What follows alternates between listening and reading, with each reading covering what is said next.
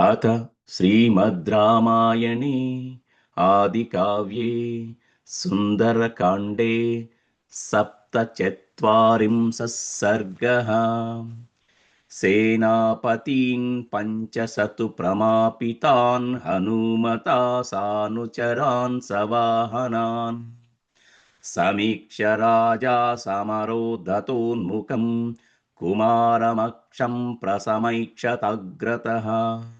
स तस्य दुष्ट्यर्पणसम्प्रचोदितप्रतापवान् काञ्चन चित्रकार्मुकः समुत्पापातत सदुस्यधीरितो द्विजातिमुख्यैर्हविषेव पावकः ततो महाद्बालदिवाकरप्रभं प्रतप्तजाम्बूनदजालसन्ततं रथं समास्ताय ययौ स वीर्यवान् महाहरिं तं प्रति नैरृतर्षभः ततस्ततपः सङ्ग्राहसञ्चयार्जितं प्रतप्तजाम्बूनदजालशोभितम् पताकिनं रत्नविभूषितध्वजं मनोजवास्तस्वरैः सुयोजितम् सुरासुरादृष्ट्यमसङ्गचारिणं रविप्रभं व्योमचरं समाहितं सतूणमास्तासि निबन्धबन्धुरं यथाक्रमावेशितशक्तितोमरम् विराजमानं प्रतिपूर्णवस्तुना सहेमधाम्ना शासि सूर्यवर्चसा दिवाकराभं रतमास्तितस्ततः स निर्जगामामरतुल्यविक्रमः सपूरयङ्कं च महीं च साचलं तरङ्गमातङ्गमहारतस्वनैः भलैः समेतैः सहितोरणस्थितं समर्थमासीनमुपागमत्कपिम् सतं समासाद्य हरिं हरिक्षणो युगान्तकालाग्निमिव प्राजाक्षये अवस्थितं विस्मितजातसम्भ्रमः समैक्षताक्षो बहुमानचक्षुषा स तस्य वेगं च कपेर्महात्मनः पराक्रमं चारिषु पार्थिवात्मजः विधारयन् स्वं चं बलं महाबलो हिमक्षये सूर्य इवाब्धिवर्धते स जातमान्यप्रसमीक्ष विक्रमं स्थिरं स्थितः संयति दुर्निवारणम् समाहितात्मा हनुमन्तमहवे प्रचोदयामास शिरैस्त्रिभिः सितैः ततः कपिं तं प्रसमीक्ष गर्वितं जितश्रमं शत्रुपराययोर्जितम् आवैक्षताक्षः समुदीर्णमानसः सभाणपाणिप्रगृहीतकार्मुकः सहेमनिष्कङ्गदचारुकुण्डलो समाससाधासु पराक्रमकपिम् तयोर्बभूवा प्रतिमः समागम् सुरासुराणामपि सम्भ्रमप्रदः ररास भूमिर्न ततापभानुमान् ववो न वायुः प्रचचाल चाचलः कपे कुमारस्य च वीक्ष संयुगं ननादताद्यौरुदिदिच्च चुक्षुभे ततः स वीरः सुमुखान् पतत्रिणः सुवर्णपुङ्कान् सविशा निवोरगान् समाधि संयोग विमोक्ष तत्त्वविच्चरान तत्त्रीन् कपिमुज्ञपातयत् सतैः शूरैर्मूर्ध्नि समं निपातितैः क्षरन्नसृग्दिग्धविवृत्तलोचनः नवोदितादित्य निवशुरांशमान् व्यराजतादित्य इवांशुमालिकाः ततः स पिङ्गाधिपमन्त्रिसत्तमः समीक्ष्य तं राजवरात्मजं रणे उदग्रचित्रायुधचित्रकार्मुकं जहर्ष चापूर्यत चावहोन्मुखः समन्दराग्रस्त इवांशुमालिको विवृद्धकोपो बलवीर्यसंयुतः कुमारमक्षं सबलं सवाहनं ददाह नेत्राग्निमरीचिभिस्तदा ततः सभाणसनचित्रकार्मुको शरप्रहर्षो युधि राक्षसम्बुधः शरान्मुमोचासु हरीश्वराचले वलाहको वृष्टिमिवाचलोत्तमे ततः कपिस्तं रणचण्डविक्रमं विवृद्धतेजो बलवीर्यसंयुतं कुमारमक्षं प्रसमीक्ष संयुगे ननादहर्षाद्घनतुल्यविक्रमः सभालभाव्याद्युतिवीर्यदर्पितप्रवृद्धमन्युः क्षतजोपमेक्षणः समाससादा प्रतिमं कपिं रणे गजो महाकूपामिवावृतं तृणैः स तेन बाणैः प्रसभं निपातितैश्चकारनादं गणनादनिस्वनः समुत्पापातासु नभः समारुतिर्भुजोरुविक्षेपणघोरदर्शनः समुत्पतन्तं समभिद्रवद्बली स राक्षसानं प्रवरप्रतापवान् रतिश्रेष्ठतमः किरञ्चरैः पयोदरशलैमिवाश्रमवृष्टिभिः सतान् चरान्तस्य हरिर्विमोक्षयन् चचारवीरपतिवायुसेविते शरान्तरे मारुतवद्विनिष्पतिन्मनोजवः संयति चण्डविक्रमः तमात्तबाणासनमाहवोन्मुखं कमास्तृणन्तं विशिखैशरोत्तमैः अवैक्षताक्षं बहुमानचक्षुषा जगाम चिन्तां च समारुतात्मजः ततः शरैर्भिन्नभुजान्तरः कपिः कुमारवीरेण महात्मना नधन् महाभुजः कर्म विशेषतत्त्ववित् विचिन्तयामास रणे पराक्रमम् आभालवाद्भालदिवाकरप्रभः करोत्ययं कर्म महान् महाबलाः न चास्य सर्वाहव कर्मशोभिनः प्रमापणे मे मतिरत्र जायते अयं महात्मा च महान् च वीर्यतः समाहितश्चाति सहच्च संयुगे असंशयं कर्म गुणोदयादयं सनागयक्षैर्मुनिभिश्च पूजितः पराक्रमोत्साह विवृद्धमानसः समीक्षते मां प्रमुखागतस्थितः पराक्रमो ह्यस्य मनांसि कम्पयेत् सुरासुराणामपि शीघ्रगामिनः न कल्वयं नाभिभवेदुपेक्षितः पराक्रमो ह्यस्य रणे विवर्धते प्रमापणं त्वेव ममास्य रोचते न वर्धमानो निरुपेक्षितुं क्षमः इति प्रवेगं तु परस्य तर्कयन् स्वकर्मयोगं च विधाय वीर्यवान् चकारवेगं तु महाबलस्तदा मतिं च चक्रेस्य भदे महाकपिः स तस्य तनास्तह्यान् महाजवान् समाहितान् भारसहान् विवर्तने जगानवीरपतिवायुसेविते तलप्रहारैः पवनात्मजः कपिः ततस्तलेनाभिहतो महारथः सच्च पिङ्गादिपमन्त्रिनिर्जितः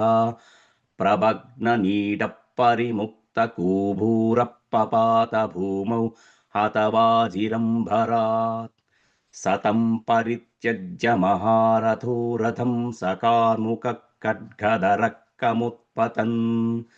तपोभियोगादृशिरुग्रवीर्यवान् विहाय देहं मरुतामिवालयम्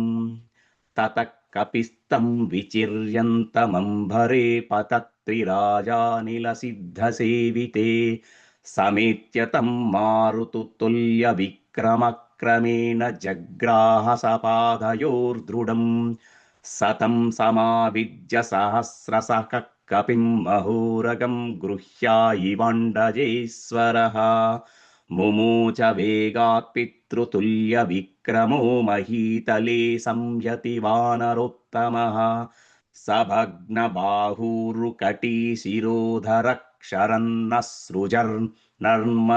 सभग्नबाहुरुकटीशिरोधरक्षरन्नसृजर्नर्मदितास्तिलोचनः सभग्नसन्धिप्रविकीर्णबन्धनः हतः क्षितौ वायुश्रुतेन राक्षसः महाकपिर्भूमितले निपीड्यतं चकार रक्षोऽधिपतेर्महाद्भयम् महर्षिभिश्च चक्रचरैर्महाव्रतैः समेत्य भूतैश्च क्षपन्नकैः सुरैश्च सेन्द्रैर्वृषजातविस्मयैः हते कुमारे स कपिर्निरीक्षितः निहत्य तं वज्रिसुतोपबभ्रं कुमारमक्षं क्षतजोपमेक्षणम् तमेव वीरोऽभिजगामतोरणं कृतक्षणकाल इव प्रजाक्षये इत्यार्षे श्रीमद् रामायणे आदिकाव्ये सुन्दरकाण्डे सप्तचत्वारिंशः सर्गः। अथ श्रीमद् रामायणे आदिकाव्ये सुन्दरकाण्डे अष्टचत्वारिंशः सर्गः। ततः स रक्षोऽधिपतिर्महात्मा हनूमताक्षे निहते कुमारे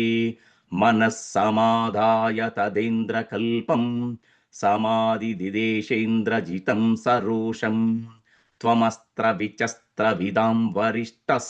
सुरासुराणामपि शोकदाता सुरेषु सेन्द्रेषु च दृष्टकर्मा पितामहाराधन सञ्चितास्त्रः तवास्त्रबलमासाद्य नासुरानमरुद्गणाः न शेकुः समरे स्थातुं सुरेश्वरसमाश्रिताः न कच्चित्त्रिषु लोकेषु संयुगेन गतश्रमः भुजवीर्याभिगुप्तच्च तपसा चाभिरक्षितः देशकालविभागज्ञस्त्वमेव मतिसत्तमः न तेश्च शक्यं समरेषु कर्मण न तेश्च कार्यं मतिपूर्वमन्त्रणे न सोऽस्ति कच्चित्त्रिषु सङ्ग्रहेषु वै न वेद यस्तेऽस्त्रबलं बलं च ते ममानुरूपं तपसो बलं च ते पराक्रमश्चास्त्रबलं च संयुगे सत्त्वां समासाद्य रणवमर्दे मनःश्रमं गच्छति निश्चितार्थम् निहता किङ्कराः सर्वे जम्बुमाली च राक्षसः अमात्यपुत्रा वीराश्च पञ्चसेनाग्रयायिनः बलानि सुसमृद्धानि सास्वनाघराधानि च सहोदरस्ते दयितः कुमारोक्षच्च सूधितः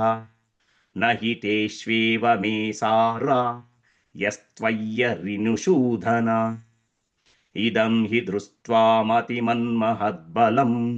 कपेः प्रभावं च पराक्रमं च त्वमात्मानाच्चापि समीक्ष सारं कुरुष्व वेगं स्वबलानुरूपम् बलावमध्वस्तैः सन्निकृष्णे यथा गते साम्यति शान्तस्रतौ तदा समीक्षात्मबलं परं च समारावस्वास्त्रविदं वरिष्ठा न वीरसेनागणसोच्चवन्ती न वज्रमादाय विशालसारम् न मारुतस्यास्य गते प्रमाणं न चाग्निकल्पकरणेन हन्तुम् तमेवमद्धं प्रसमीक्ष सम्यक् स्वकर्म साम्याद्दि समिहितात्मा स्मरं च दिव्यं धनुषोऽस्त्रवीर्यं व्रजाक्षतं कर्म समारभस्व न कल्वियं मतिश्रेष्ठा यत्त्वां सम्प्रेषयाम्यहम् इयं च राजधर्माणां क्षत्रस्य च मतिर्मता नानाशस्त्रैश्च सङ्ग्रामे वैशारथ्यमरिन्दम अवश्यमेव बोद्धव्यं काम्यच्च विजयो रणे ततः पितुस्तद्वचनं निशम्य प्रदक्षिणं दक्षसुतप्रभावः चकार वार्तारमधीन सत्त्वो रणाय वीरप्रतिपन्नबुद्धिः ततस्तैः स्वगणैरिष्टैरिन्द्रजित् प्रतिपूजितः युद्धोत्ततः कृतोत्साहः सङ्ग्रामं प्रत्यपद्यत श्रीमान् पद्मपला साक्षात् राक्षसाधिपतेः सुताः నిర్జగామ మహాతేజా సముద్ర ఇవ పర్వసు సపక్షిరాజోపమతుల్య వేగైర్వ్యాలైశ్చ తుర్భిస్సిత తీక్షణదంష్ట్రైః రథం సమాయుక్తమసంగవేగం సమారోరేహంద్రజిదింద్రకల్పః सरधीदन्विनां श्रेष्ठः शस्त्रघ्नोऽस्त्रविदां वरः रथेनाभिययौ क्षिप्रं हनूमान् यत्र सोऽभवत् स तस्य रथनिर्घोषं ज्यास्वनं कार्मकस्य च निशम्य हरिवीरोऽसौ सम्प्रहृष्टतरोऽभवत् समूहाच्च पमादाय सितशाल्याञ्च सायकान् हनूमन्तमभिप्रेत्य जगामरणपण्डितः तस्मिंस्ततः संयति जातहर्षे रणाय निर्गच्छति बाणपाणौ दिशश्च सर्वा कलुषा बभूवुर्मृगाच्च रौद्रा बहुधा विनेदुः समागतस्तत्र तु नागयक्षार्महर्षयश्च क्रचुराच्च सिद्धाः नभः समावृत्य च पक्षिसङ्घार् विनेदुरच्चै परमप्रहृष्टाः आयन्तं सरथं दृष्ट्वा तूर्णमिन्द्रजितं कपिः विननादमहानादं व्यवर्धत च वेगवान् इन्द्रजित्तु रथं दिव्यम् आस्थितच्चित्रकार्मुकः धनुर्विस्पारयामास तडितूर्जितनिस्वनम् ततः समेतावति तीक्ष्णवेगौ महाबलौ तौ रणनिर्विशङ्कौ कपिश्च रक्षोऽधिपतेश्च पुत्रः सुरासुरेन्द्राविव बद्धवैरौ सतस्य वीरस्य महारथस्य धनुष्मतः संयति सम्मतस्य शरप्रवेगं व्यहनत् प्रवृद्धश्चचारमार्गे पितुरप्रमेये ततः शरानाय ततीक्ष्णशल्यान् सुपत्रिणः काञ्चनचित्रपुङ्खान् मुमोच वीरः परवीरहन्ता सुसन्नतान् वज्रनिपातवेगान् ततस्तु तत्यन्धनिनिस्वनं च मृदङ्गभेरीपटहंस्वनं च विकृष्यमाणस्य च कार्मुकस्य निशम्य घोषं वुनरत्पुपाता शरणामन्तरेष्वासु व्यवर्तत महाकपिः हरिस्तास्यभिलक्षस्य मोगयन् लक्ष्यसङ्ग्रहम् शराणमग्रतस्तस्य पुनः समभिवर्तत प्रसार्य हस्तौ हनूमान् उत्पपातानिलात्मजः तावुभौ वेगसम्पन्नौ रणकर्मविशारदौ सर्वभूतमनोग्राही चक्रतुर्युद्धमुत्तमम् हनुमतो वेदन राक्षसोऽन्तरम् न मारुतस्तस्य महात्मनोऽन्तरम् परस्परं निर्विशवौ बभूवतः समेत्य तौ देवसमानविक्रमौ ततस्तु लक्ष्ये स विहान्यमाने सर्वेष्वमोघेषु च सम्पतत्सु जगाम चिन्ता महतीं महात्मा समाधिसंयोगसमिहातितात्मा ततो मतिं राक्षसराजसूनश्चकार तस्मिन् हरिवीरमुख्ये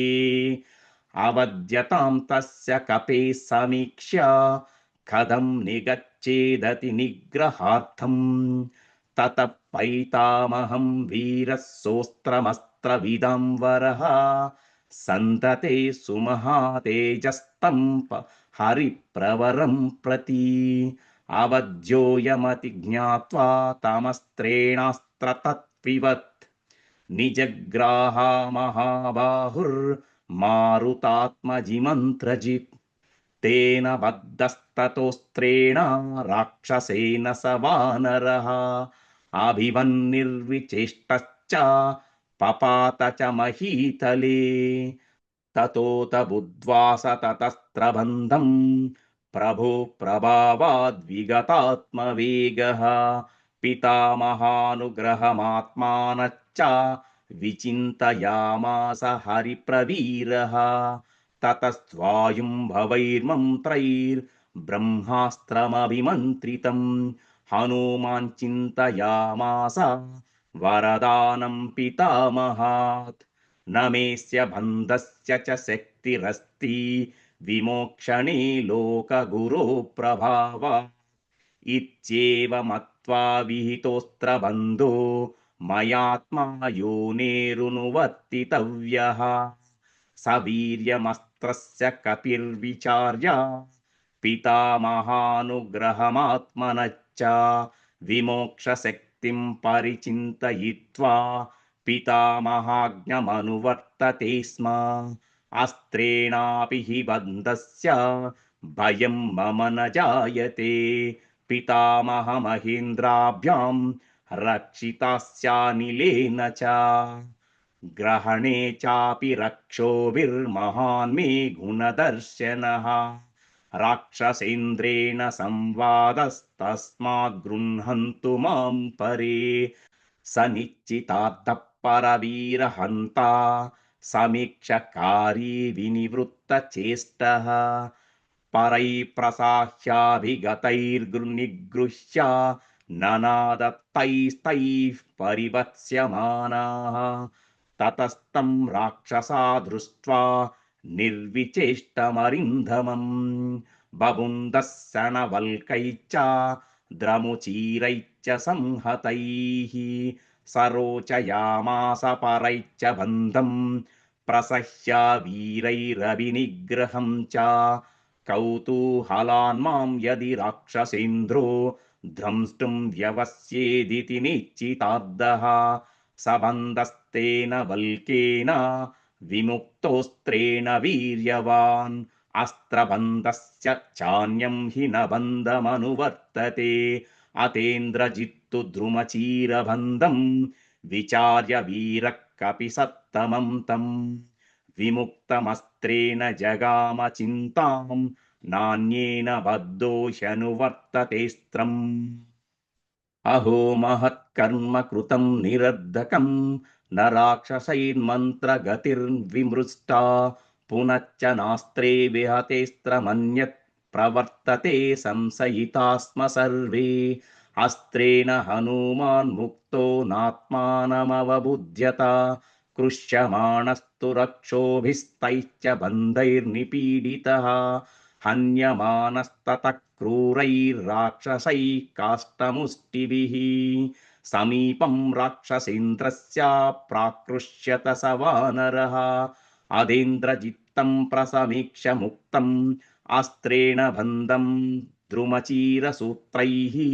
व्यदस्य यत्तत्र महाबलन्तं हरिप्रवीरं सगणाय राज्ञी तं मत्तमिव मातङ्गं बद्धं कपिवरोत्तमम् राक्षसा राक्षसेन्द्राय रावणाय न्यवेदयन् कोऽयं कस्य कुतो वात्र किं कार्यं को व्यपाश्रयः इति राक्षसवीराणां तत्र सञ्जज्ञिरे कथाः हन्यतां दह्यतां वापि भक्षतामिति चापरे राक्षसास्तत्र संक्रुद्धा परस्परमता ब्रुवन् अतीत्य मार्गं सहसा महात्मा स तत्र रक्षोऽधिपपादमूले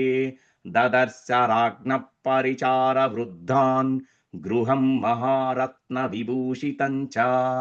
स ददर्श महातेजा रावणः कपिसत्तमम् रक्षोभिर्विकृताकारैः कृष्यमाणमितस्ततः राक्षसाधिपतिं चापि ददर्श कपिसत्तमः तेजोबलसमायुक्तं तपन्तमिव भास्करम् सरोषसंवर्तितताम्रदृष्टिः दशाननस्तं कपिमन्ववेक्ष्य अधोपविष्टान् कुलशीलवृद्धान् समाधिसत्तं प्रतिमन्त्रिमुख्यान् यथाक्रमं तैः स कपिर्प्रविष्टा कार्यार्थमर्धस्य च मूलमाधौ निवेदयामास हरीश्वरस्य दूतः सकाशादहामागतोऽस्मि इत्यार्षे श्रीमद् रामायणे आदिकाव्ये सुन्दरकाण्डे 48 सर्गः।